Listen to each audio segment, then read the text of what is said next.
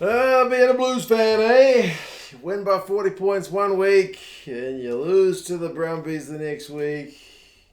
25 points to 20, folks. I've just sat down and watched the Super Round game this Sunday. Blues, I guess technically a home game in Melbourne. Hot. Bloody hot looking Melbourne. Some pretty exhausted players after this one. They've gone down 20 points to 25, having my Blues. We'll go through some key events and stats, and you guys can let us know your thoughts on this one. All the points scored in the first half. Not a single point scored in the second. A huge penalty count.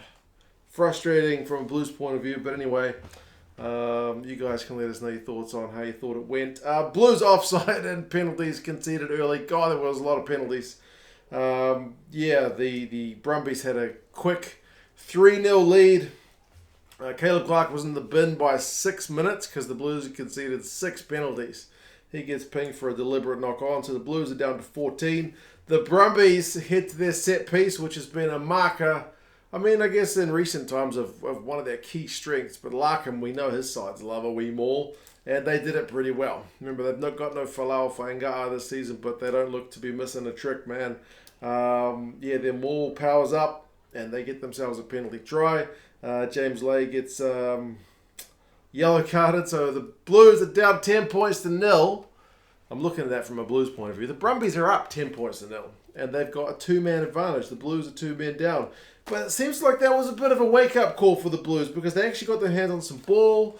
Bodie takes a wee pop at a drop goal. He misses it, but the Blues have actually got a slight touch of momentum. Alan Alatoa unfortunately goes off for an HIA, which he fails, so that's one of their key men missing. But it was the Brumbies' turn to start conceding some penalties. The Blues go for the corner. They go through some phases. Bodie has a wee snipe, and next phase, that man Riccatelli goes over for a try. So good stuff. The Blues 2 men down score a try to bring it back to being a 3-point game. But then the momentum kind of shifts. It starts with the Blues kick dead on 17 minutes. The Blues kick dead means it's a scrum. The scrum allows the Brumbies a platform to put a kick through. It's a 50-22, so it's a Brumbies line-out. The Brumbies line-out goes, as it goes. It's their key stuff. But, to be fair, it's a back that ends up finishing at Muirhead. Goes wide. I think Clark was back on the field by the time they scored this one, but I think it was 15v14. But either way, it's a pretty well-worked try. Muirhead goes over pretty much untouched out wide. So, back to that same margin. It's 17 points to 7. Brumbies are looking back to being sharp. Blues go a bit worse. There's a dummy throw they get pinged for, but they did manage to get 3 points not long later, so at least they're kind of reducing the deficit again. So it's 17 points to 10. The Brumbies get one back, so it's 20 points to 10. But then the Brumbies had their turn for kind of a yellow card warning. Like Ben O'Keefe was getting some use out of his whistle today, and both sides were copping it, although the Blues obviously more, but especially at the breakdown, man, he was trying to be ultra strict. So the Blues get another one, make it 13 points to 20. Then Tom Robinson, probably my favourite try of the match, Big Red. Jeez, he's got some gas. There were turnovers both ways, kick through, turnover, and then I think it was Christie got the ball. They flick it through about 4 Blues players' hands. Really quick ball. And then Big Red puts in the big step, and then he's able to go around Tom Wright. Can't stop him. And, 20 points apiece. Back to being level pegging after, the Blues having had a pretty atrocious start. So I was kind of optimistic by this point, but then the Blues were conceding penalties at the wrong time, especially scrum and maul. Another yellow card warning came. But the next one was a Brumbies try through Lockie Lonergan. So he goes over on 35 minutes, 25 points to 20. That's the final score. There's no points in the second half. In the first half, position and territory were pretty even, but the Blues conceded double the penalties with 10-5. And the Brumbies had mauled it 5 times in that first half, so they were getting some good value. The Blues had the run meters, and both sides had coughed up a few turnovers. Second half, man, what can you say? The Blues were finally getting some good scrum platform. They should have had a try when Petafeta from that scrum platform gets a nice line break. Rico gets the ball from him. It looks like he's got an easy one pass to the man outside him, but Muirhead is kind of running a bit of a disruptive line, but still, from that attacking play, the Blues needed to find a way to score, either through the hands putting a kick through something. It's an attacking opportunity, which you don't get that much, and they got nothing from it. I mean, it was still pretty entertaining stuff, despite the fact there was no scoring. There were bloody turnovers for days.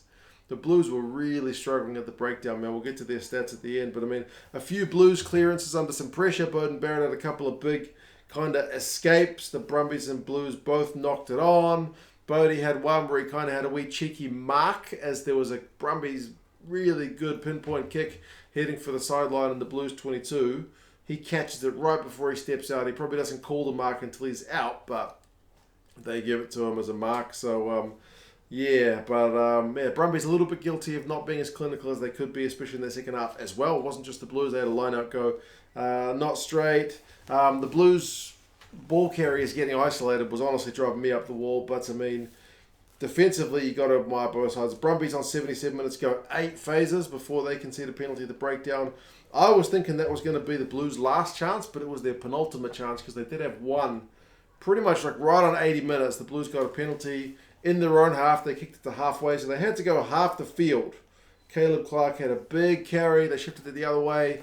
They had kind of a little mini maul that ends up getting set, but then from that maul, they can't get the ball out. So Ben O'Keefe calls the game over.